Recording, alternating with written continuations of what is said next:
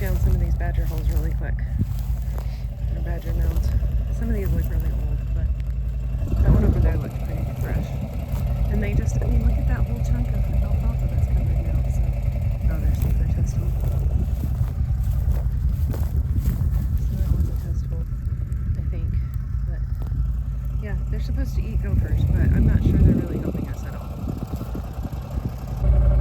So I'm sure somebody smarter than me knows the actual name for these things, but these are the thistles, and this is hemlock, which is not good for animals.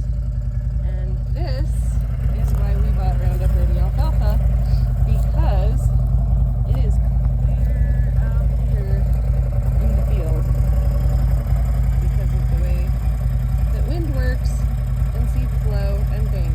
So luckily it's just right on the edge right here. There are some thistles sprinkled throughout the field, so I don't know if we're going to have to treat the whole field this year or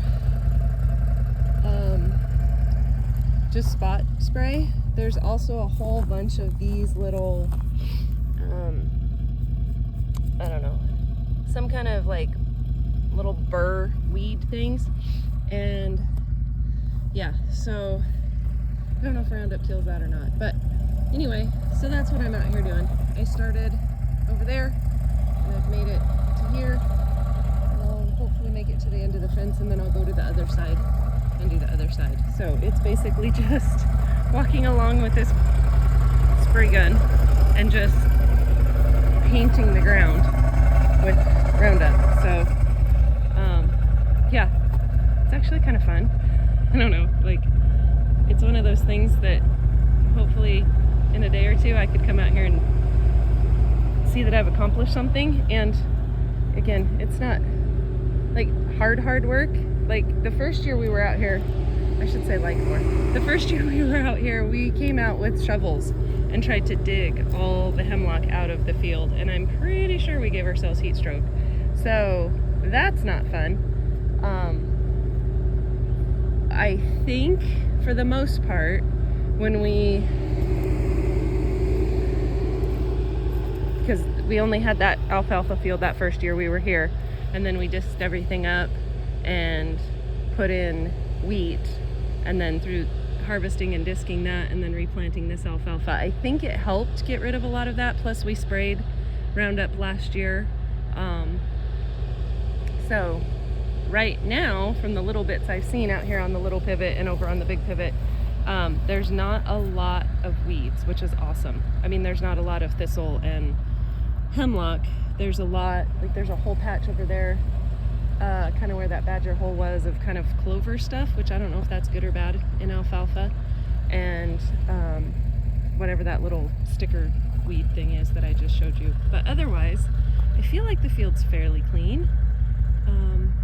But again, just because we're trying to get on top of all of this, I mean, you can see all of these dead, sticky, uppy, branchy things along the edge. Those are all hemlock that grew at some point.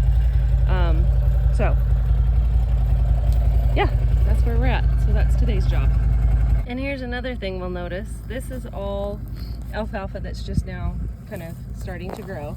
And as you walk closer and closer to the edge of the field, you start, well, it's sparse just because of how it was seeded, but then you start to see a lot of, let's see if I can find some, like this kind of stuff where it just doesn't have any leaves.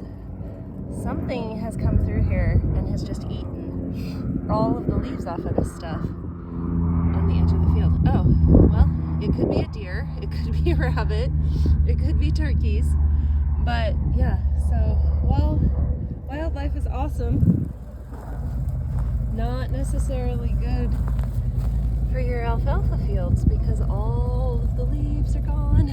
But what I'm hoping, because it's still so early, is once we start getting out here and cutting more often and the whole raking and baling and everything, that it'll push them either into the farther back part of the property where there isn't alfalfa fields, or at least the last couple years it seems like they've just stuck pretty much to the edges.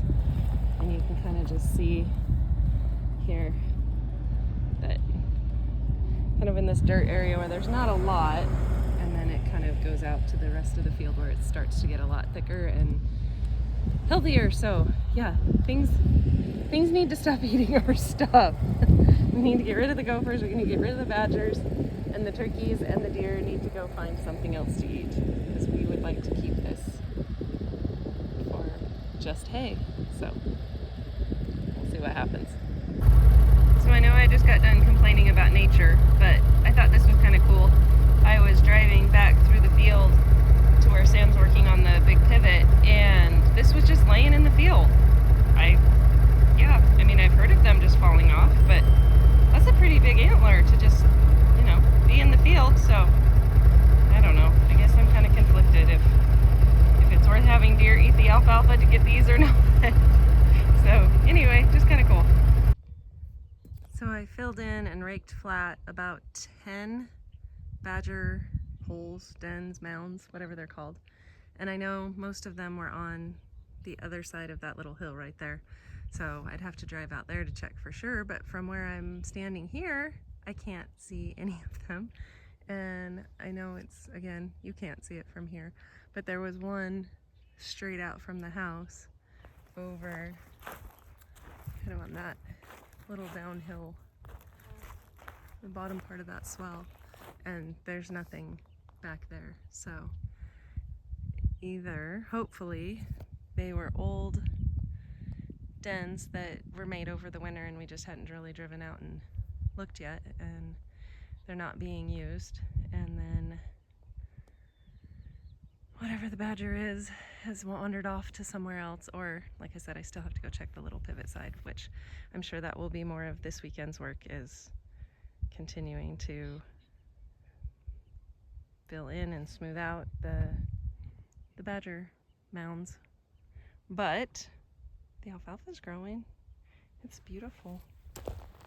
There's, again, some weeds in it, but we're supposed to get it sprayed here sometime in the next week or so. So it's at least ankle high for the most part. So that's pretty cool. Good job, alfalfa. Keep growing. Hopefully we'll spray out all the weeds. After the first cutting, they won't come back. So stay tuned and we will take you along with the process. Thanks for watching.